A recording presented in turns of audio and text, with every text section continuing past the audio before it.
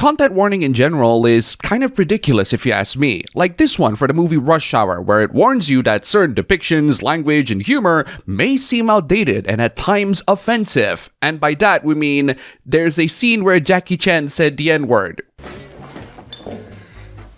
What's up, my nigga? And in the second movie, there's that wonderful scene with Don Cheadle. Kenny, you embarrassing yourself. You're a black man with a Chinese restaurant on Crenshaw. Seriously, just go and watch the Rush Hour trilogy, they are amazing. But hey, I do think it's better to have that content warning up front first, instead of having that content be censored entirely without warning. I personally prefer neither of them to be in my media, that's why I don't stream my movies from the official channels. There's no warning whatsoever. Still, content warning up front while keeping the movies uncensored is definitely the lesser of the two evils. It's propaganda and a form of brainwashing. No, it's not propaganda or a form of brainwashing. If anything, this content warning is a reaction to those overly sensitive and potentially brainwashed individuals. I don't blame the movie or the streaming service doing them. I blame the people who were offended by them. Let's pretend it's not that bad or a type of censorship. I'm not pretending. It isn't that bad, and it isn't a type of censorship. The content is not cut. I don't know what you're on about. If it's a subjective term, it's being used to influence or control. Subjective?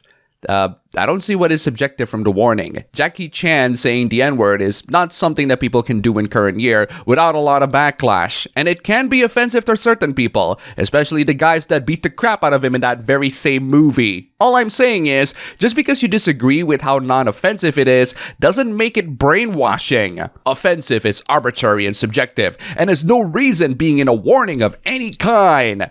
I agree, but that doesn't make it brainwashing or censorship. It just means you don't agree with the placement, and that's perfectly valid. I can agree with that, but I don't escalate it to, this is brainwashing and propaganda. That's just dumb. It's literally telling you that a subjective term is reality. Because it is reality. Some people might find that offensive, and that particular kind of humor will not fly in current year. These are the reality that you chose to deny. You may have the mental capacity to deter, but normies and low IQ do not.